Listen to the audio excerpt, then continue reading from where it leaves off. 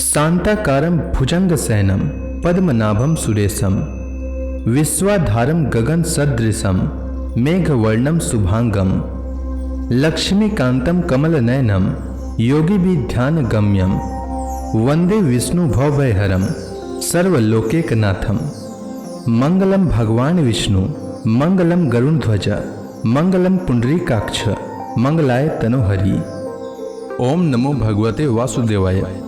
आज का दिन आप सभी के लिए मंगलमय हो। पूर्णिमा के दिन सत्यनारायण भगवान की कथा अवश्य सुननी चाहिए, साथ ही दूसरों को भी सुनानी चाहिए। इससे सभी प्रकार के आने वाली संकटें दूर होती है। भगवान नारायण की कृपा हमेशा बनी रहती है और हर मनोकामना पूर्ण होती है। संसार में एकमात्र भगवान नारायण ही सत्य हैं, बाकी सब माया है। सत्य में ही सारा जगत समाया हुआ है। सत्य को नारायण के रूप में पूजना ही श्री सत्यनारायण भगवान की पूजा है। तो प्रेम से बोलिए श्री सत्यनारायण भगवान की जय। श्री सत्यनारायण व्रत कथा पहला अध्याय। प्राचीन समय की बात है। नैमिषारण्य तीर्थ में शौनक आदि 88,000 ऋषियों ने श्री सूत जी से पूछा, हे प्रभु, इस कलयुग में वेद विद्या रहित मनुष्यों को प्रभु भक्ति किस प्रकार मिलेगी तथा उनका उद्धार कैसे होगा। हे मुनिश्रेष्ठ, कोई ऐसा तप कहिए जिसमें थोड़े समय में पुण्य प्राप्त हो तथा मनवांछित फल भी मिले। वह कथा सुनने की हमारी प्रबल इच्छा है। सर्वशास्त्र ज्ञाता श्री सूत जी बोले, हे वैष्णव में पूज्य, आप सब ने प्राणियों के हित की बात पूछी है। अब मैं उस श्रेष्ठ व्रत को आप लोगों से कहूंगा जिस व्रत को नारद जी ने श्री लक्ष्मी नारायण भगवान से पूछा था और श्री लक्ष्मीपति ने मुनि श्रेष्ठ नारद जी से कहा था। यह कथा ध्यान से सुनिए। एक समय की बात है। योगी राज नारद जी दूसरों के हित की इच्छा से अनेक लोकों में घूमते हुए मृत्यु लोक में आ पहुंचे। वहां बहुत से योनियों में जन्मे हुए मनुष्यों को अपने कर्मों के द्वारा अनेक दुखों से पीड़ित देखकर किस यत्न को करने से निश्चय ही इनके दुखों का अंत हो सकेगा, ऐसा मन में सोचकर इंद्रलोक को गए।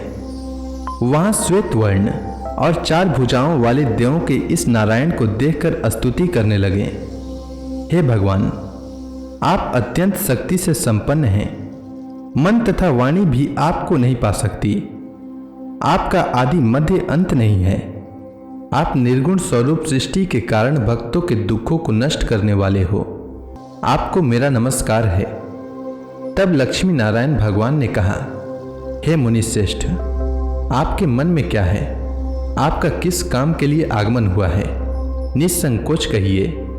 तब नारद मुनि बोले, मृत्यु लोक में सब मनुष्य जो अनेक योनियों में पैदा हुए हैं, अपने अपने कर्मों के द्वारा अनेक दुखों से दुखी हो रहे हैं। हे नाथ, मुझ पर दया रखते हैं तो बताइए कि उन मनुष्यों के सब दुख थोड़े से प्रयत्न से कैसे दूर हो सकते हैं। श्री भगवान जी बोले, हे नारद, मनुष्यों की भलाई के लिए तुमने बहुत ही अच्छी बात पूछी है। जिस काम के करने से मनुष्य मोह से हट जाता है वह मैं कहता हूं, सुनो। बहुत पुण्य देने वाला, स्वर्ग तथा मृत्यु लोक दोनों में दुर्लभ यह उत्तम व्रत अच्छी तरह विधान पूर्वक संपन्न करके मनुष्य मोह से छूट जाता है। आज मैं यह उत्तम व्रत प्रेमवश होकर तुमसे कहता हूं। श्री सत्यनारायण भगवान का यह कथा अच्छी तरह विधान पूर्वक संपन्न करके मनुष्य तुरंत ही यहाँ सुख भोग कर मरने पर मोक्ष को प्राप्त होता है। श्री भगवान के वचन सुनकर नारद मुनि बोले कि उस व्रत का फल क्या है, क्या विधान है, किसने यह व्रत किया है और किस दिन यह व्रत करना चाहिए। हे भगवान, मुझसे विस्तार पूर्वक कहिए। तब भगवान बोले, दुख शोक आदि को दूर करने वाला यह व्रत सब स्थानों पर विजयी करने वाला है। भक्ति और श्रद्धा के साथ किसी भी दिन मनुष्य श्री सत्यनारायण की शाम के समय ब्राह्मणों और बंधुओं के साथ धर्मपरायण होकर पूजा करे। भक्ति भाव से नैवेद्य केले का फल, घी, दूध और गेहूं का चूर्ण सवाया लेवे। गेहूं के अभाव में साठी का चूर्ण, शक्कर अथवा गुड़ लें तथा भक्ति भाव से भगवान का स्मरण करता हुआ समय व्यतीत करें। इस तरह इसे करने पर मनुष्यों की इच्छा निश्चय पूरी होती है। विशेषकर कली काल में मृत्यु लोक पर यही मोक्ष का सरल उपाय है। प्रथम अध्याय संपूर्ण। श्री सत्यनारायण व्रत कथा दूसरा अध्याय। सूत जी बोले, हे ऋषियों, जिसने पहले समय में इस व्रत को किया है उसका इतिहास कहता हूं, ध्यान से सुनो। सुंदर काशीपुरी नगरी में एक अत्यंत निर्धन ब्राह्मण रहता था। वह भूख और प्यास से बेचैन हुआ पृथ्वी पर घूमता था। ब्राह्मणों से प्रेम करने वाले श्री भगवान ने ब्राह्मण को दुखी देखकर बुढ़े ब्राह्मण का रूप धारण कर उसके पास जाकर आदर के साथ पूछा, हे विप्र, तुम नित्य ही दुखी होकर पृथ्वी पर क्यों घूमते हो? हे श्रेष्ठ ब्राह्मण, यह सब मुझसे कहो, मैं सुनना चाहता हूं। ब्राह्मण बोला, मैं निर्धन ब्राह्मण हूं, भिक्षा के लिए पृथ्वी पर फिरता हूं। हे भगवान, यदि आप इससे छुटकारा का उपाय जानते हो तो कृपा कर कहो। वृद्ध ब्राह्मण बोला कि श्री सत्यनारायण भगवान मनवांछित फल देने वाले हैं, इसलिए हे ब्राह्मण, तुम उनका पूजन करो, जिसके करने से मनुष्य सब दुखों से मुक्त हो जाता है।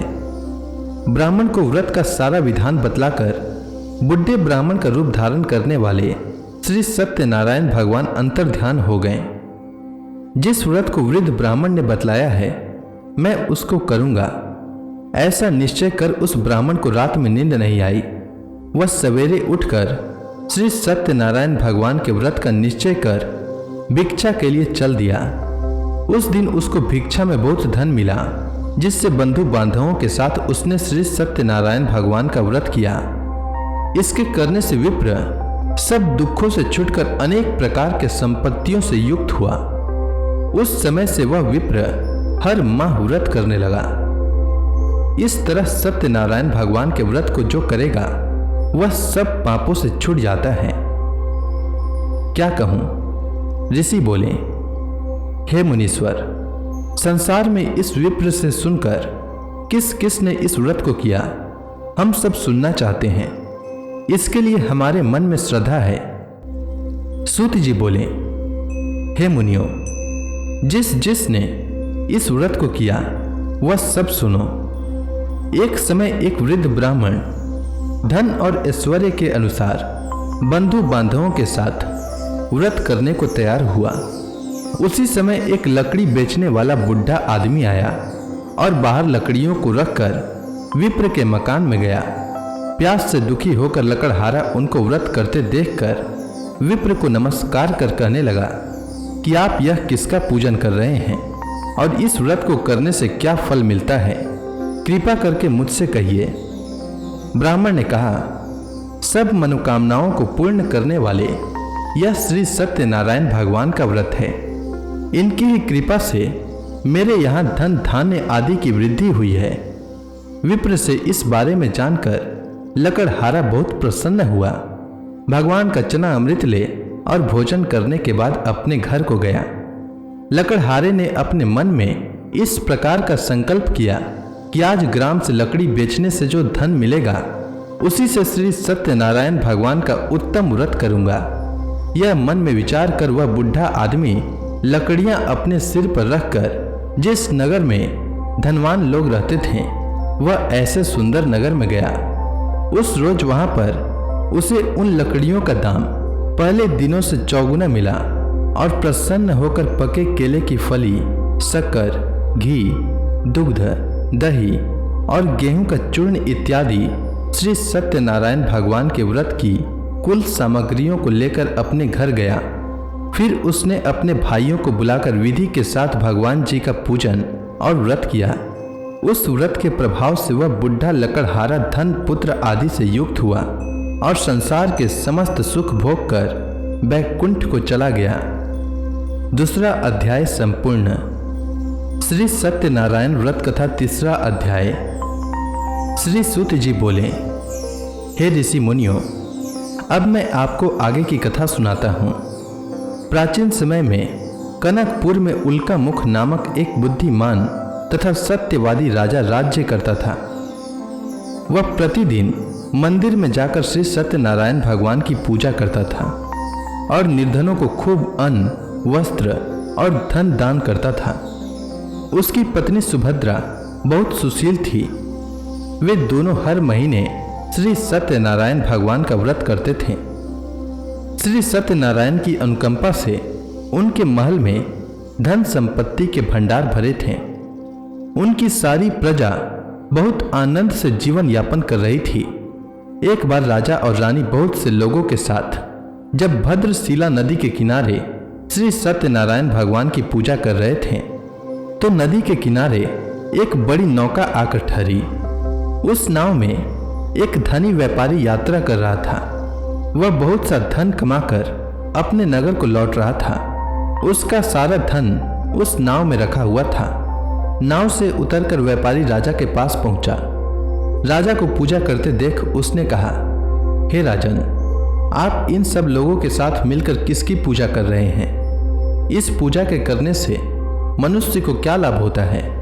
राजा ने व्यापारी से कहा, हम हर पूर्णिमा को सत्यनारायण भगवान का व्रत करते हैं और फिर पूजा अर्चना के बाद भगवान का प्रसाद लोगों को बांटकर स्वयं भी प्रसाद ग्रहण करते हैं। सत्यनारायण भगवान की पूजा से निसंतान को संतान प्राप्त होता है और दुखियों के दुख दूर होते हैं।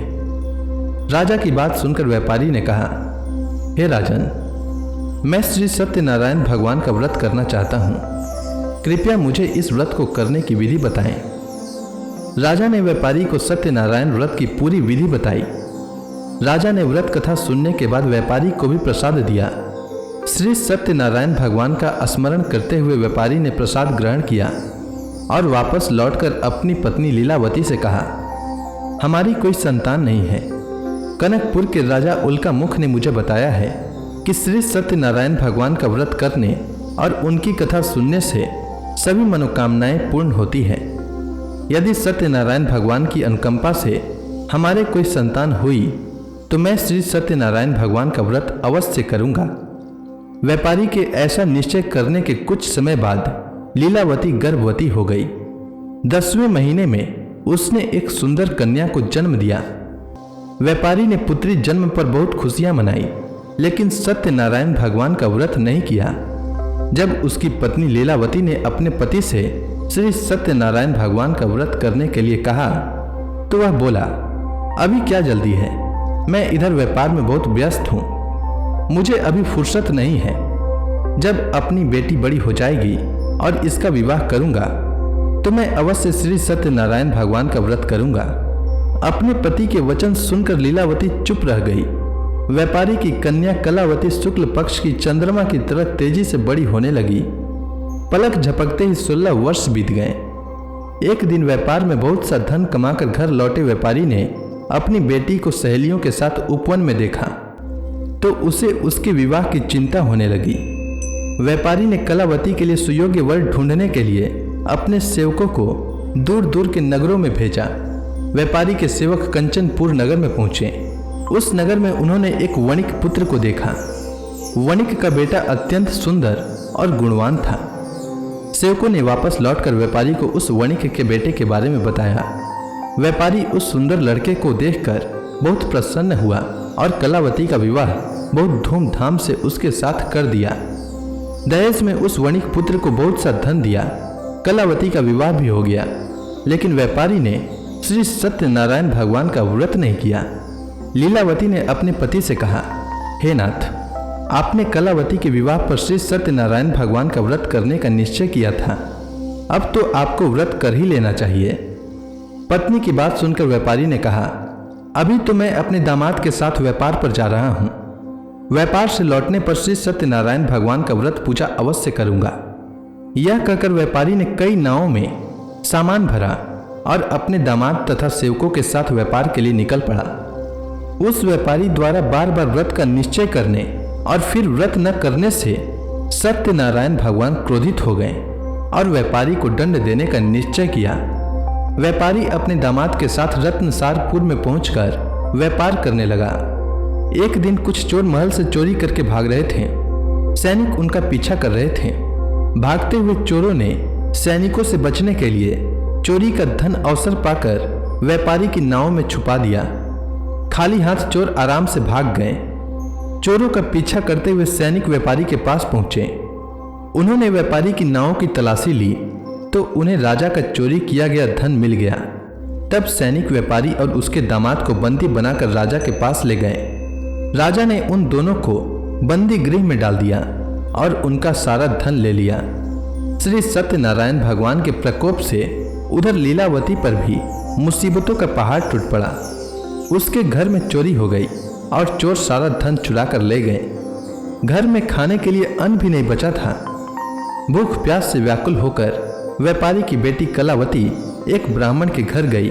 उस ब्राह्मण के घर में श्री सत्यनारायण भगवान की व्रत कथा हो रही थी। उसने भी वहां बैठकर व्रत कथा का श्रवण किया और प्रसाद लिया। घर लौटकर कलावती ने अपनी मां लीलावती को सारी बात बताई। कलावती से श्री सत्यनारायण भगवान की व्रत कथा की बात सुनकर लीलावती ने भी व्रत करने का निश्चय किया। अगले दिन लीलावती ने अपने परिवार और आसपास के लोगों के साथ श्री सत्यनारायण भगवान की पूजा की। पूजा के बाद सबको प्रसाद बांटकर स्वयं भी प्रसाद ग्रहण किया। लीलावती ने अपने पति और दामाद के घर लौट आने की मनोकामना से श्री सत्यनारायण भगवान का व्रत किया था। लीलावती के विधि पूर्वक व्रत करने और प्रसाद ग्रहण करने से श्री सत्यनारायण भगवान ने प्रसन्न होकर उसकी मनोकामना पूरी की। उन्होंने राजा चंद्रकेतु को स्वप्न में दर्शन देकर कहा, हे राजन, व्यापारी और उसका दामाद बिल्कुल निर्दोष है। सुबह उठते ही दोनों को मुक्त कर दो। उन दोनों का सारा धन भी वापस लौटा दो। यदि तुमने ऐसा नहीं किया तो मैं तुम्हारा सारा वैभव नष्ट कर दूंगा। इतना कहकर श्री सत्यनारायण भगवान अंतर ध्यान हो गए। प्रातः होते ही राजा चंद्रकेतु ने अपने मंत्रियों और राज ज्योतिषियों को रात के स्वप्न की बात बताई तो सबने व्यापारी और उसके दामाद को छोड़ देने के लिए कहा। राजा चंद्रकेतु ने तुरंत उस व्यापारी और उसके दामाद को छोड़ दिया। उनका सारा धन भी वापस कर दिया। इस प्रकार श्री सत्यनारायण भगवान की अनुकंपा से व्यापारी और उसका दामाद दोनों खुशी खुशी अपने नगर की ओर चल दिए। तृतीय अध्याय समाप्त। श्री सत्यनारायण व्रत कथा चतुर्थ अध्याय। श्री सूत जी बोले, उस व्यापारी ने अपने दामाद के साथ शुभ मुहूर्त में नाव द्वारा रत्नसारपुर से प्रस्थान किया। लंबी यात्रा करने के बाद व्यापारी ने एक नगर के किनारे नाव को रोककर भोजन किया और फिर दोनों विश्राम करने लगे। तभी श्री सत्यनारायण भगवान साधु के रूप में व्यापारी के पास पहुंचे और पूछा, हे वणिक, तेरी नाव में क्या सामान लदा हुआ है? व्यापारी ने मन ही मन सोचा, दंडी साधु अवश्य ही कुछ मांगने की इच्छा से सामान के बारे में पूछ रहा है। यह सोचकर व्यापारी ने झूठ बोला, हे दंडी स्वामी, मेरी नाव में तो बेल और पत्ते भरे हुए हैं। व्यापारी के झूठे वचन सुनकर सत्यनारायण भगवान ने क्रोधित होते हुए कहा, हे वैश्य, जो तुमने कहा है वही सत्य होगा। इतना कहकर सत्यनारायण भगवान कुछ दूर जाकर अंतर ध्यान हो गए। उधर व्यापारी दंडी साधु को वहां से खाली हाथ लौटाकर बहुत प्रसन्न हुआ।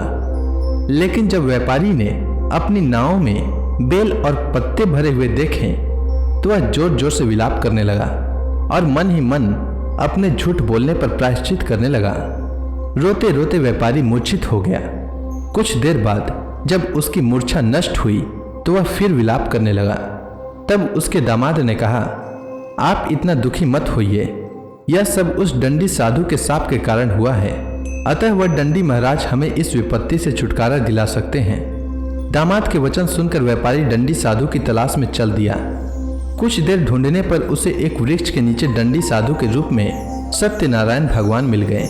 व्यापारी ने दंडी साधु के चरणों पर गिरकर झूठ बोलने की क्षमा मांगी।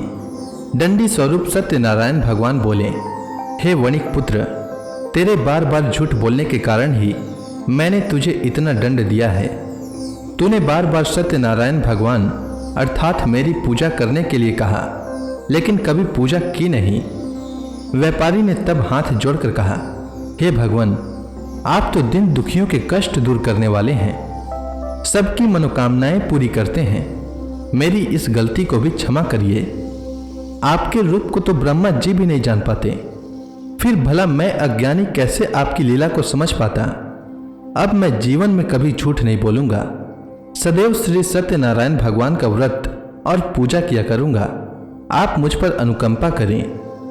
व्यापारी की क्षमा याचना सुनकर दंडी साधु ने उसे क्षमा कर दिया। उसी समय व्यापारी की नाव में भरे हुए बेल और पत्ते धन धान्य में परिवर्तित हो गए।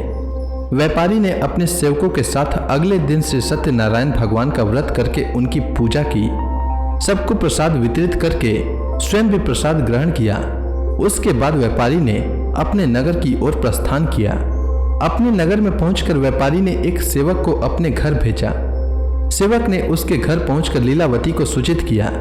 उस समय लीलावती और कलावती दोनों श्री सत्यनारायण भगवान की पूजा कर रही थीं। पति और दामाद के लौट आने का समाचार सुनकर लीलावती ने पूजा पूरी करके प्रसाद ग्रहण करने के बाद कलावती से कहा, बेटी, मैं नदी के किनारे जा रही हूँ, तू घर का काम पूरा करके आ जाना। यह कहकर लीलावती नदी की ओर चल पड़ी, परंतु कलावती पति से मिलने की खुशी में प्रसाद ग्रहण किए बिना ही घर से निकलकर नदी के किनारे जा पहुंची।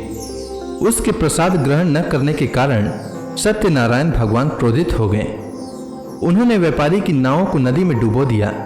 अपने पति को वहां न देखकर कलावती ने जोर जोर से रोना शुरू कर दिया। तब व्यापारी ने कहा, पुत्री, अवश्य ही तुझसे कोई भूल हुई है। उस भूल के कारण ही श्री सत्यनारायण भगवान ने तुझे यह दंड दिया है।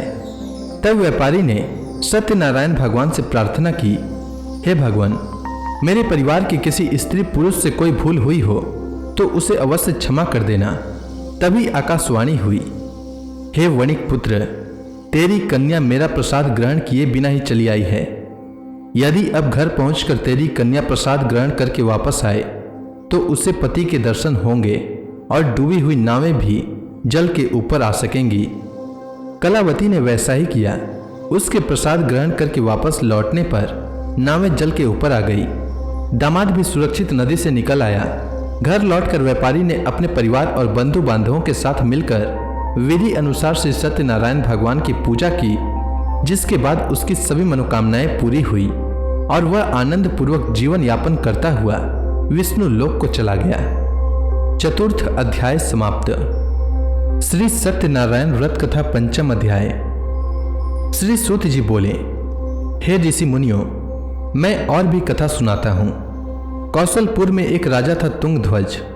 उसकी प्रजा उसकी छत्र छाया में आनंद पूर्वक रह रही थी।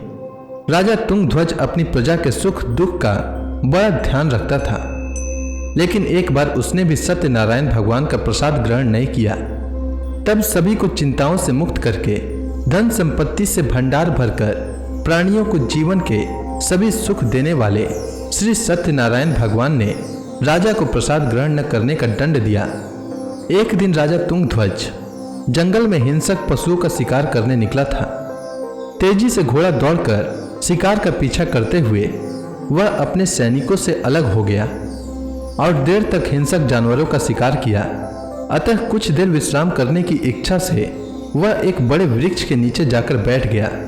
समीप ही कुछ चरवाहे श्री सत्यनारायण भगवान की पूजा कर रहे थे। राजा ने उनके पास से गुजरते हुए सत्यनारायण भगवान को नमस्कार नहीं किया। चरवाहों ने राजा को पूजा के बाद प्रसाद दिया तो राजा ने उन्हें छोटे लोग समझकर प्रसाद ग्रहण नहीं किया और घोड़े पर सवार हो अपने नगर की ओर चल दिया। राजा जब नगर में पहुंचा तो देखा कि उसका सारा वैभव तथा धन संपत्ति आदि सब कुछ नष्ट हो गया है। श्री सत्यनारायण भगवान के प्रकोप से राजा निर्धन हो गया। तब राज्य ज्योतिषी ने राजा से कहा, महाराज, आपसे अवश्य ही कोई भूल हुई है। अगर आप उस भूल का प्रायश्चित कर लें तो सब कुछ पहले जैसा हो जाएगा। राजा को तुरंत अपनी भूल का स्मरण हो आया। अतः मंदिर में जाकर राजा ने श्री सत्यनारायण भगवान से क्षमा मांगी और उनकी पूजा की।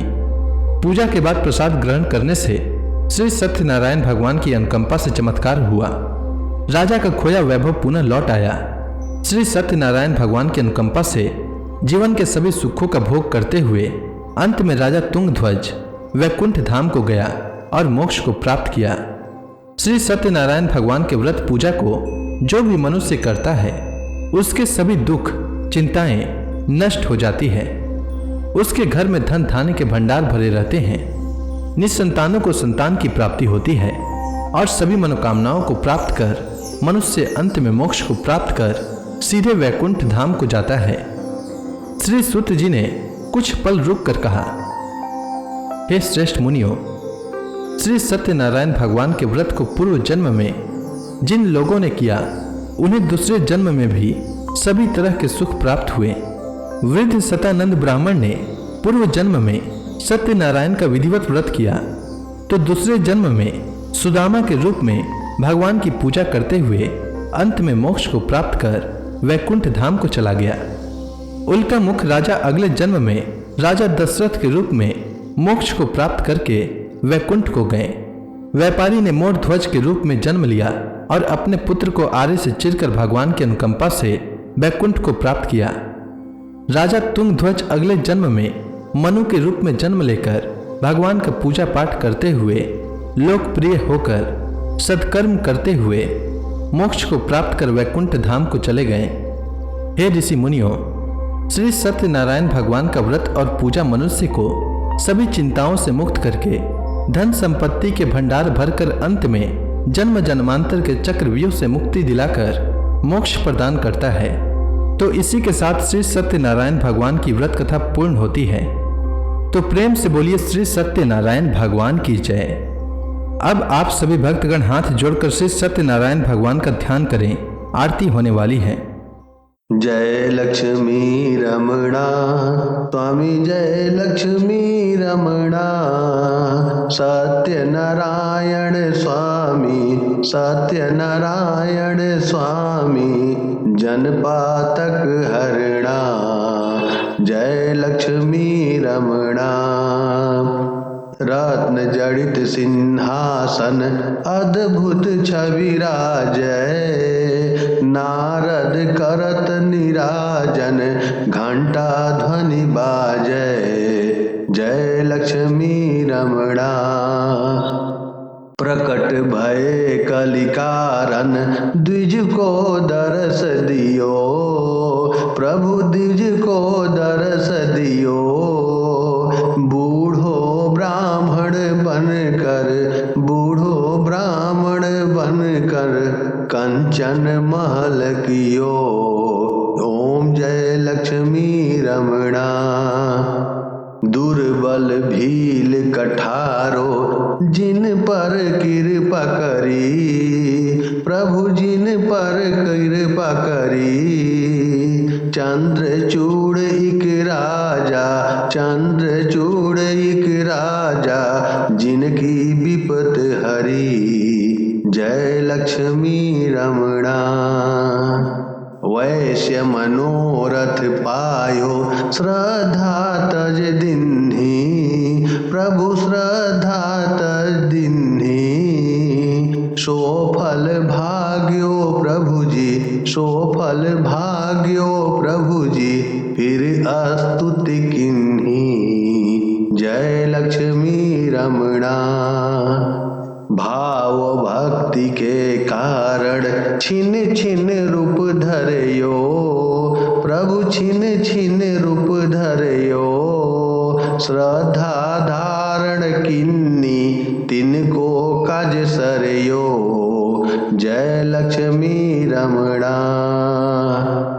ग्वाल बाल संग राजा वन में भक्ति करी, प्रभु वन में भक्ति करी, मन वांछित फल दीना, मन वांछित फल दीना, दिन दयालु हरि, जय लक्ष्मी रमणा। चढ़त प्रसाद सवायो कदली फल मेवा, प्रभु कदली फल मेवा, धूप दीप तुलसी से राजी सत्य देवा, जय लक्ष्मी रमणा। सत्यनारायण जी की आरती जो कोई नर गावे, प्रभु आरती जो कोई नर गावे, रिद्धि सिद्धि सुख संपत्ति, रिद्धि सिद्धि पति जी भर के पावे। जय लक्ष्मी रमणा। प्रेम से बोलिए सत्यनारायण भगवान की जय।